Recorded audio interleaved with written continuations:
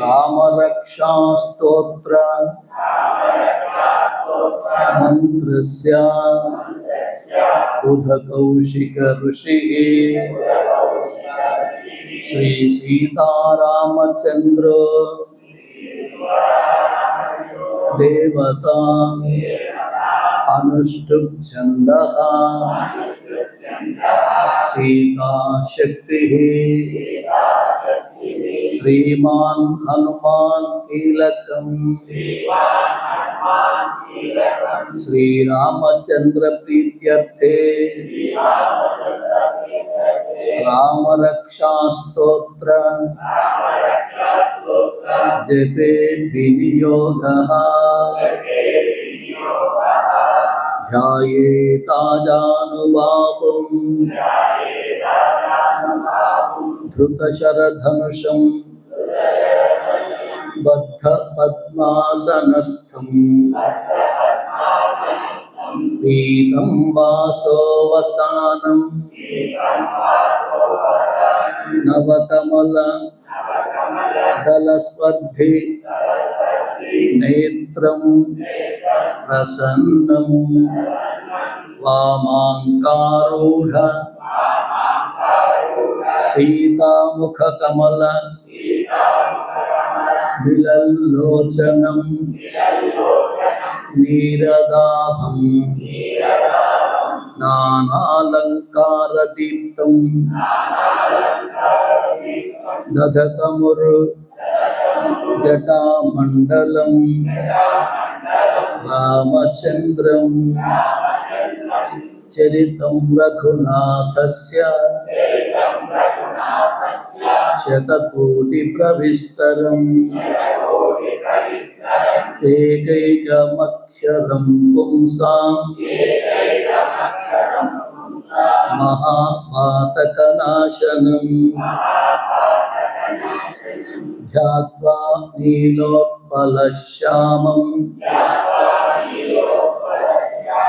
रामं राजीवलोचनम् जानकी लक्ष्मणोपेतं जटामुकुटमण्डितं सासितो न धनुर्बाण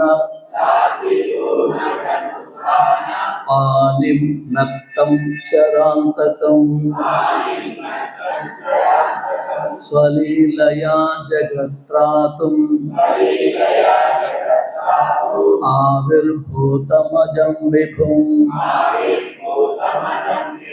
रामरक्षां पठेत् प्राज्ञः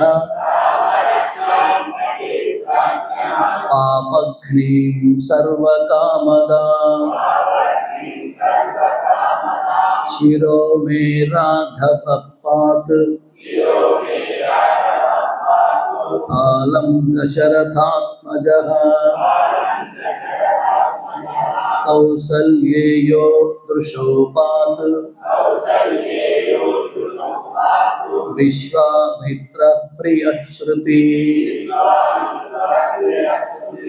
घ्राणं पात मखत्रात मुखं सौमित्रिवत्सलः जिह्वां विद्यानिधिः पात् कंठं भरतवन्दितः स्कन्धौ दिव्यायुधः पात् भुजौ भग्नेशकार्मुकः करौ सीतापतिः पात् हृदयं जामदग्न्यजित् मध्यं पात् खरध्वंसी नाभिं जाम्बवदाश्रयः सुग्रीवेशः कटिं पात् सत्थिनी हनुमत्प्रभुः ऊरो रघुत्तमः पात् రక్ష కుల వినాశకృత్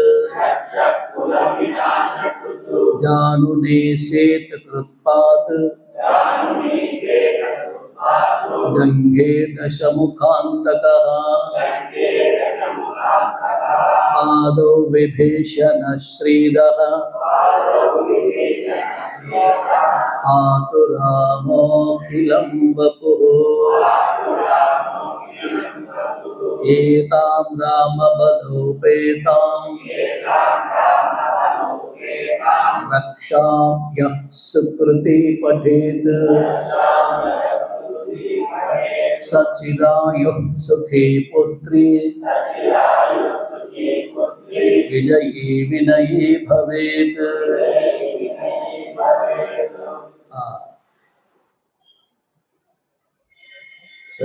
పాతాళ భూతల వ్యోమ చారిణశ్చద్మచారిణః న ద్రష్టుమపి శక్తాస్తే రక్షితం రామనామభిః. రామేతి రామభద్రేతి రామచంద్రేతి వా స్మరన్ నరో న లిప్యతే పాపైః భుక్తిం ముక్తిం చ విందతే.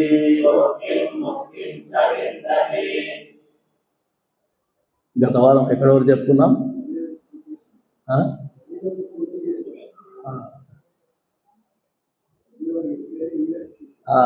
గుర్తు నాకు తెలియక నీకు తెలియదా? తెలుస్తుందా లేదా అని అడిగాను. చెప్పినా నాకు తెలియదా? 8వ శ్లోకాన్ని మనం చెప్పుకున్నాం. ఈరోజు 9వ శ్లోకం వివరించుకున్నాం. జానుని సేతుకృత్ పాతు. ఇంతవరకు మనం అంగాలని చెప్పుకుంటూ వస్తున్నాం. ఇప్పుడు జానువులు అంటే మోకాళ్ళు. జానువులు అంటే మోకాళ్ళు. ఇక్కడ సుగ్రీవు కటింపాతం చెప్పుకున్నాం. అంటే కటి భాగాన్ని సుగ్రీవుని యొక్క ప్రభువు రక్షించాలని, హనుమంతుని యొక్క ప్రభువు మన పిరుదులను రక్షించాలని, మన తొడలను రఘోత్తముడైనటువంటి శ్రీరాముడు రక్షించాలని, రాక్షస కులాన్ని వినాశనం చేసినటువంటి శ్రీరాముడు రక్షించాలని తెలుసుకున్నాం. ఈరోజు జానుని సేత్కృత్పాతు అంటే తొడల తర్వాత ఏముంటాయి? మోకాళ్ళు.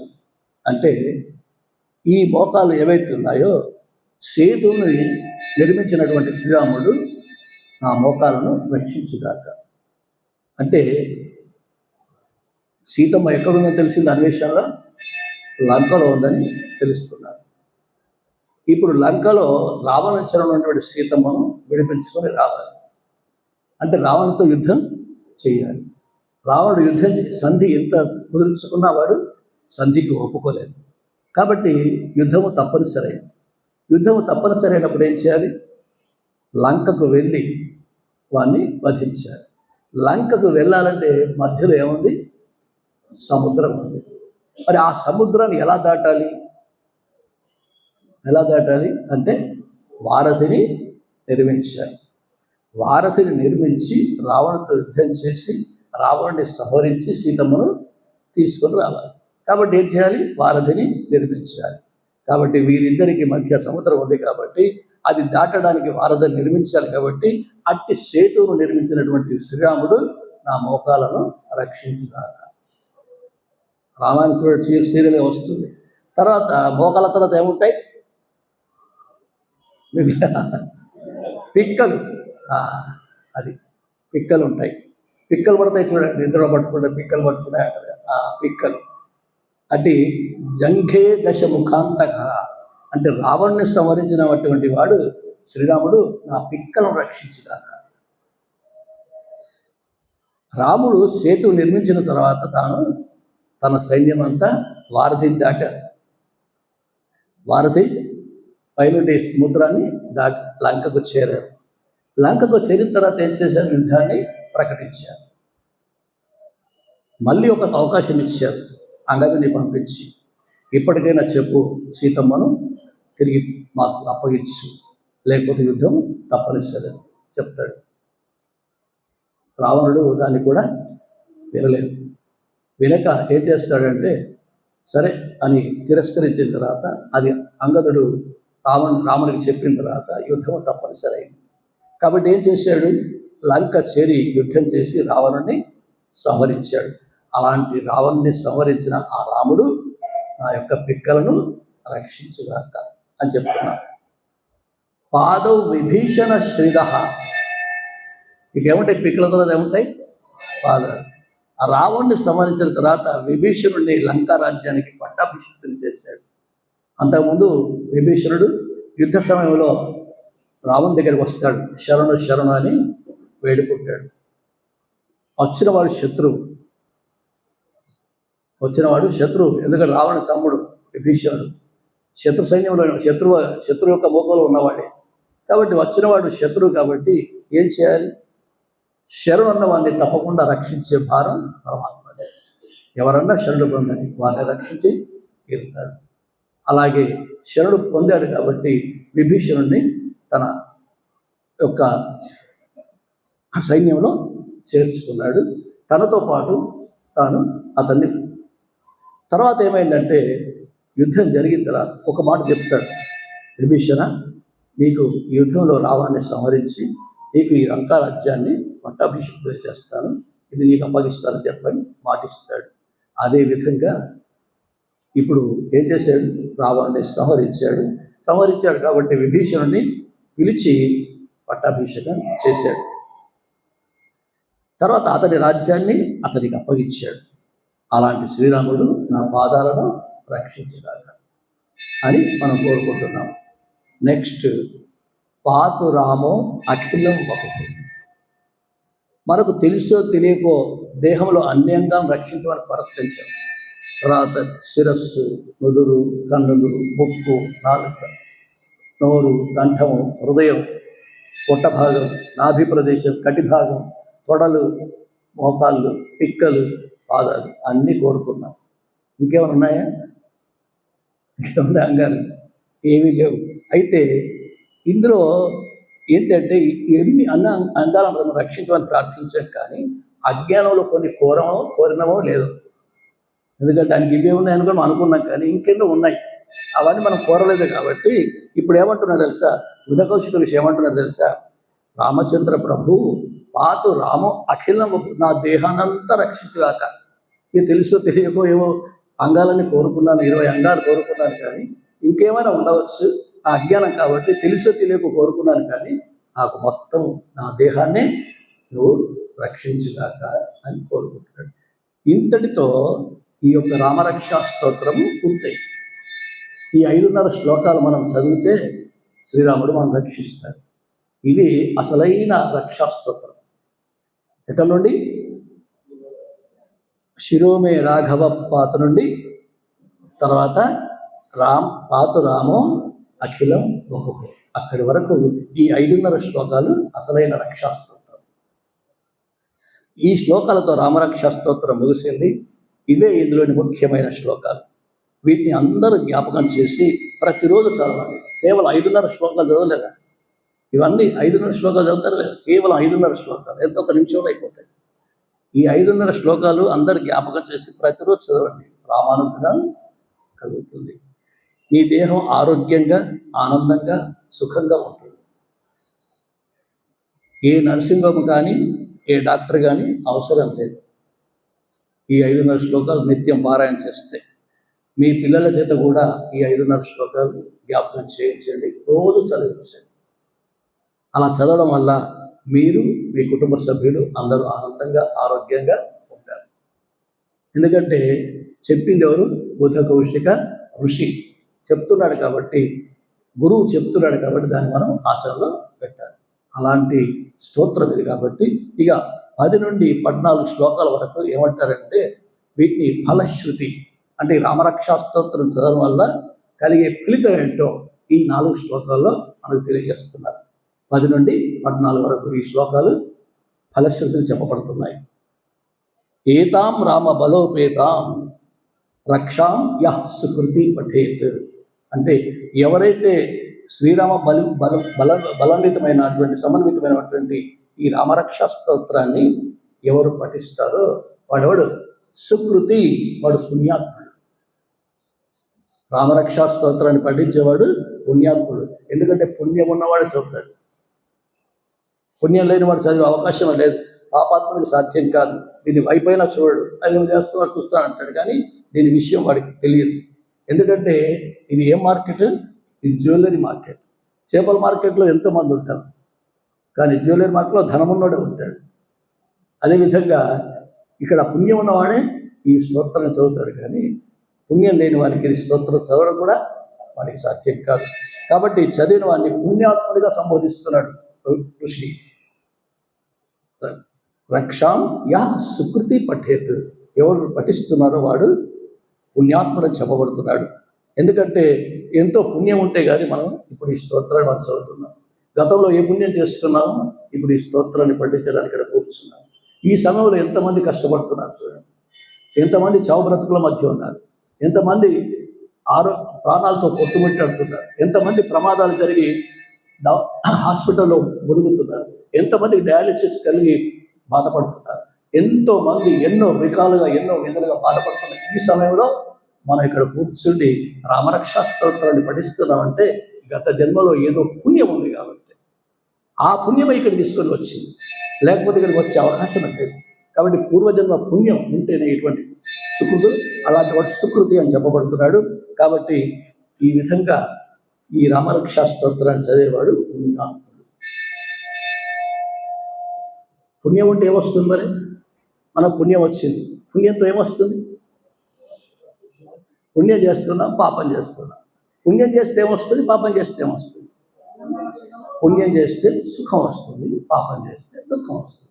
నీ ఇష్టం, దుఃఖపడతావా సుఖపడతావా నీ ఇష్టం. పాపం చేసి దుఃఖం పంచుకుంటావా, పుణ్యం చేసి సుఖం పంచుకుంటావా నీ ఇష్టం. కాబట్టి పుణ్యాత్ములు దీన్ని చదివితే వాడికి అలాంటి పుణ్యం కలుగుతుంది, అలాంటి పుణ్యాత్ముడు దీన్ని చదువుతాడు. తర్వాత వాడు ఏమంటాడో తెలుసా? ఇంకోటి ఏంటంటే సచిరాయు. ఎవరైతే రామరక్షా స్తోత్రాన్ని పఠిస్తున్నాడో అతడు దీర్ఘాయుష్మంతుడై ఉంటాడు. సచిరాయు అంటే దీర్ఘాయుష్మంతుడు, పూర్ణమైనటువంటి ఆయుష్ కలిగి ఉంటాడు. అపమృత్యు రాకుండా ఉంటాడు.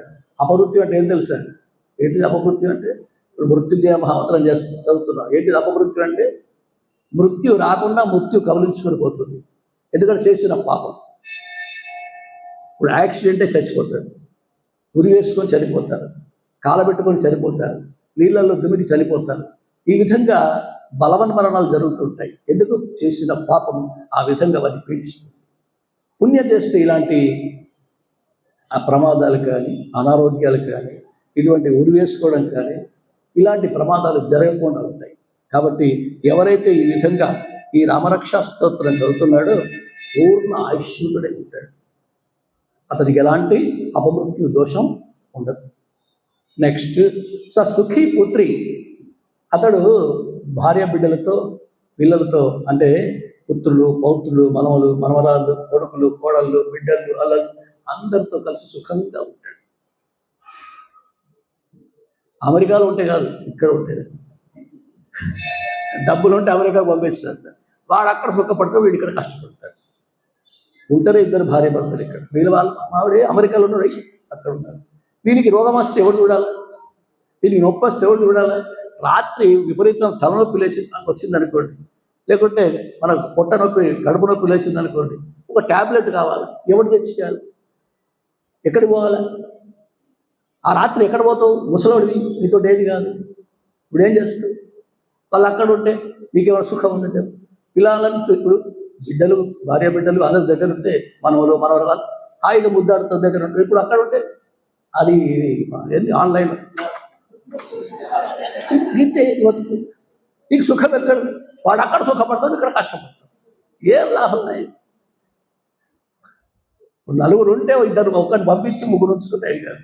నలుగురు అంటే మావాడు ఆస్ట్రేలియా ఉన్నాడు, మావాడు అమెరికాలో ఉన్నాడు, మావాడు బ్రిటన్లో ఉన్నాడు. నీకేం సుఖం ఉన్నదిరా? నీకే సుఖం లేదు.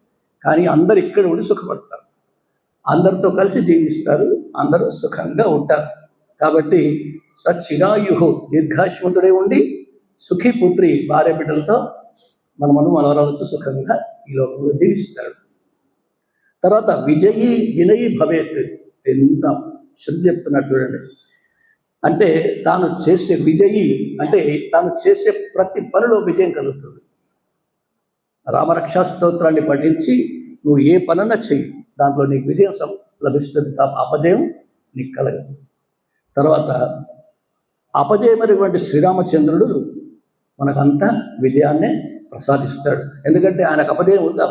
రాముడికి అపజయం అంటూ లేదు, కాబట్టి ఎప్పుడు విజయుడే. కాబట్టి మనకు కూడా విజయాన్నే కలిగిస్తాడు. తర్వాత వినయి, మళ్ళీ ఇంకోటి ఏంటంటే వినయి అంటే ఏంటి? వినయం అంటే ఏంటి? వినయం అంటే ఏంటి?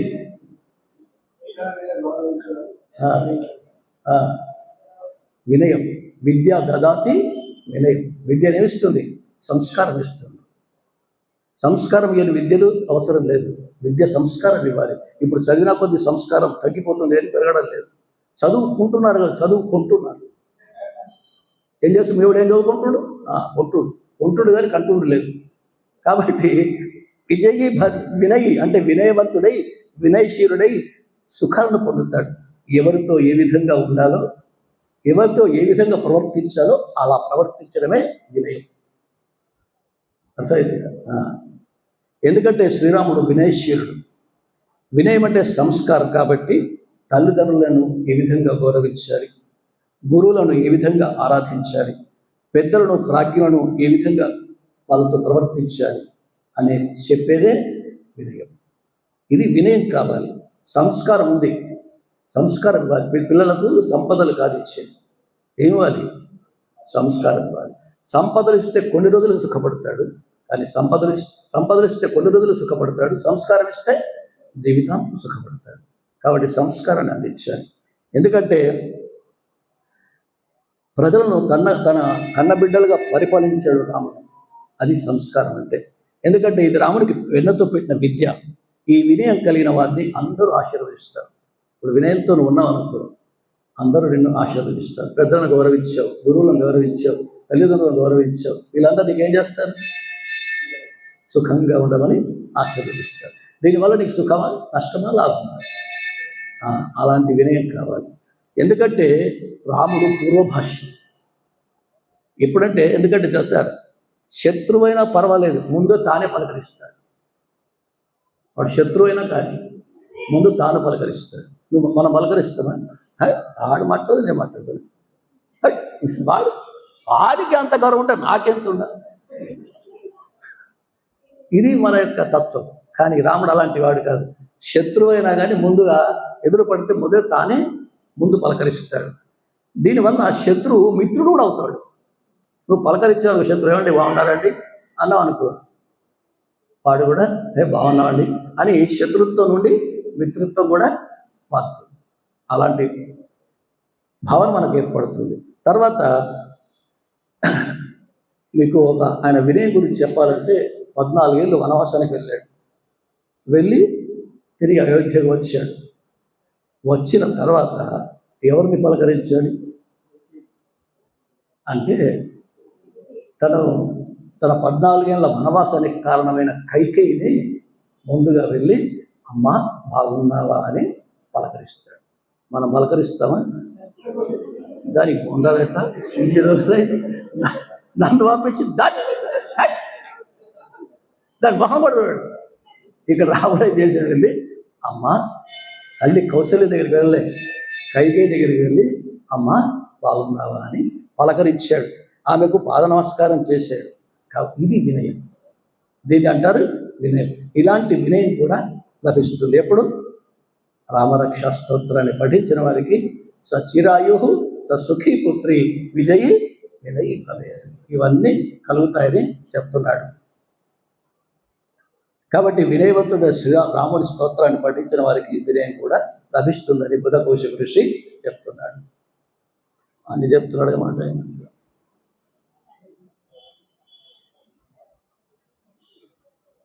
నెక్స్ట్ ఇలానే కాకుండా ఇంకొకటి చెప్తున్నాడు.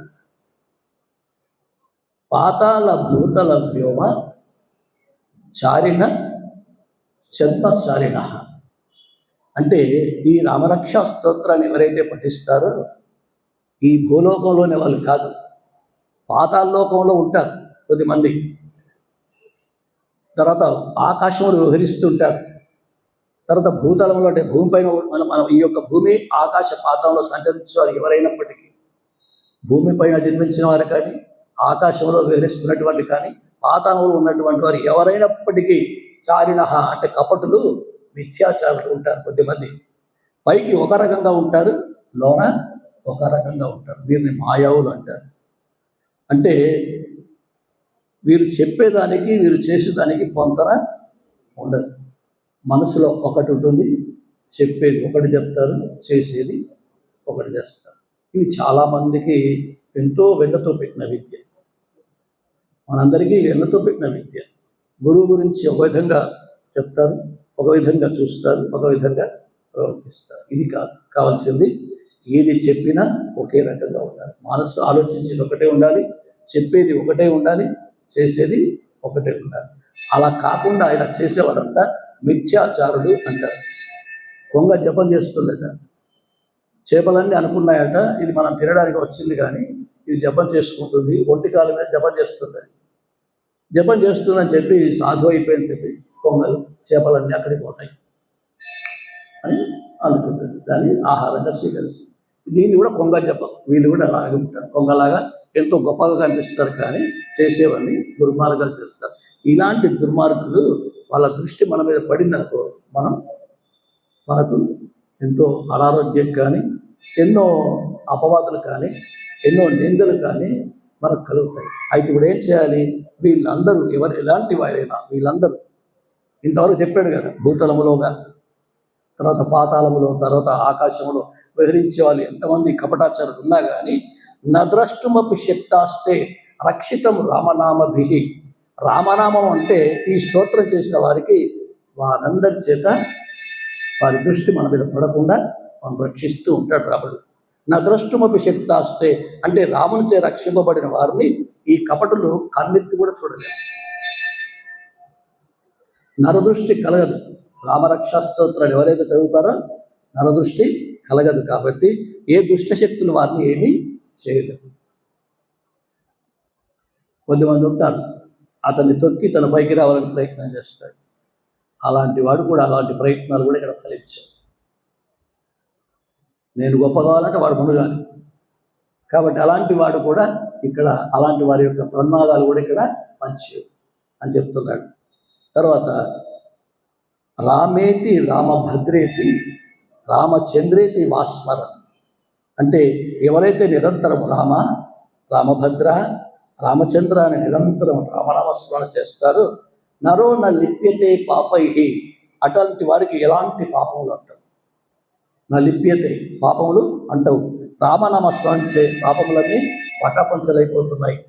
తర్వాత భుక్తి ముక్తించ విందతి అంటే భుక్తి అంటే ఇహలోక సుఖాలు కూడా వారికి లభిస్తాయి.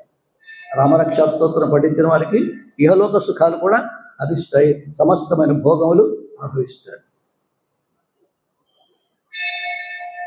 సుఖం అంటే ఏంటి మీకు తెలుసా? నిజంగా సుఖం అంటే ఏంటి? తిన్నది జీర్ణం కావాలి, పడకుండా నిద్ర పట్టాలి. ఈ రెండు ఉంటే దీనితో సుఖం ఏది లేదు.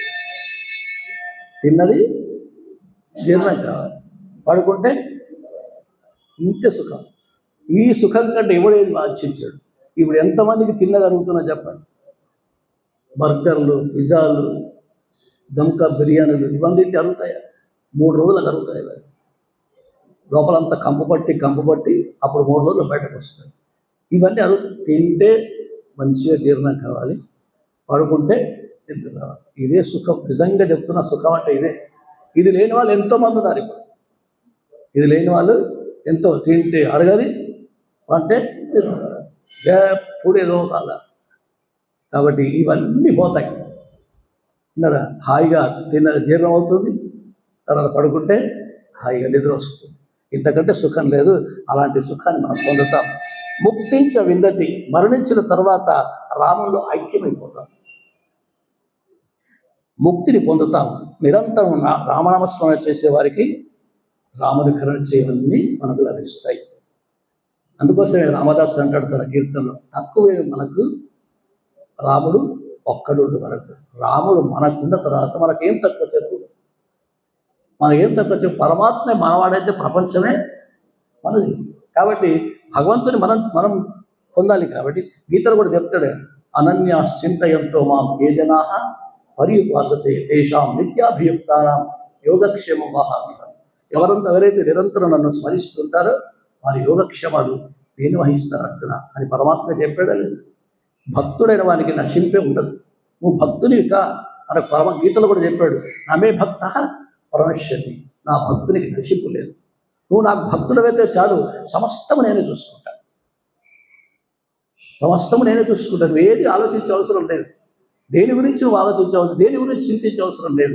ఇది కావాలి అది ఏది అడగవసరం లేదు. నీ యోగక్షేమాలు నేనే చూస్తాను. యోగక్షేమాలు అంటే ఏంటి? యోగం అంటే లేనిది మనకు అందిస్తాడు, క్షేమం అంటే ఏంది? ఉన్నది రక్షిస్తాడు. ఇంకేమైనా కానీ మనకు లేనిది ఇస్తున్నాడు, ఇచ్చిన దాన్ని రక్షిస్తున్నాడు. ఎలా దోచుకోవాలి, ఎలా దాచుకోవాలి, ఈ రెండు వదిలిపెట్టు. దోచుకునే అవసరం లేదు, దాచుకునే అవసరం లేదు. నీకేది లేదో అది ఇస్తాడు, ఏది ఉంటుంది దాన్ని రక్షిస్తూ ఇంకేం కావాలి చెప్ప. ఇంతకంటే వరం గొప్పది ఎవరు చెప్పదు. కాబట్టి ఈ విధంగా భగవంతునికి భక్తులైన వారికి ఇవన్నీ లభిస్తాయి. ఇది చెప్పాలంటే మళ్ళీ చెప్పుకోవచ్చు, కానీ మళ్ళీ వారం చెప్పుకున్నాం ఈ విషయాలు. ఈరోజు 12 శ్లోకాలు మనం చెప్పుకున్నాం, వచ్చే వారం 13వ శ్లోకం మనం చెప్పుకుందాం. ఈరోజు చెప్పిన శ్లోకాలు ఒకసారి అనండి. 9వ శ్లోకం నుండి, జానుని సేతు కృత్పాతు జంఘే దశముఖాంతకః పాదో విభీషణ శ్రీదః పాతు రామోఖిలం వపుః ఏతాం రామబలోపేతాం రక్షాం యస్సుకృతి పఠేత్ సచిరాయుః సుఖే పుత్రీ విజయే వినయే భవేత్ పాతాళ భూతల వ్యోమ చారిణశ్చద్మచారిణః న ద్రష్టుమపి శక్తాస్తే రక్షితం రామనామభిః రామేతి రామభద్రేతి రామచంద్రేతి వా స్మరన్ నరో న లిప్యతే పాపైః భుక్తిం ముక్తిం చ విందతే యదక్షరపదభ్రష్టం మాత్రాహీనం చ యద్భవేత్ తత్సర్వం క్షమ్యతాం దేవా రామచంద్ర నమోస్తుతే.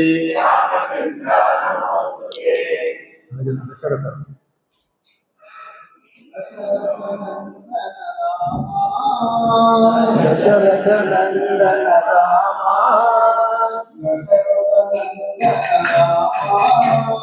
దశరథ నందన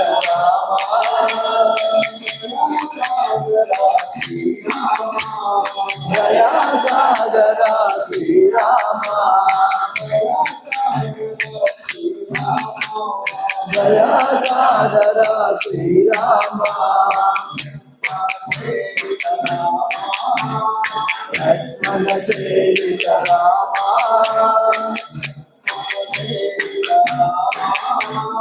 లక్ష్మణ సేవిత రామ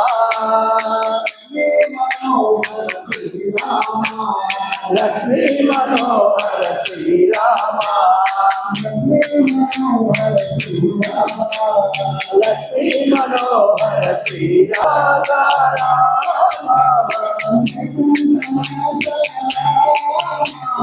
వైకుంఠ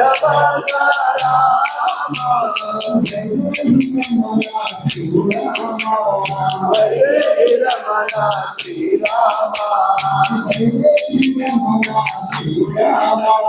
వైదేహి రమణ శ్రీరామ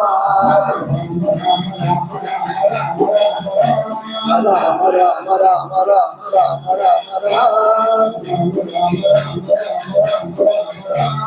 రామ రామ రామ రామ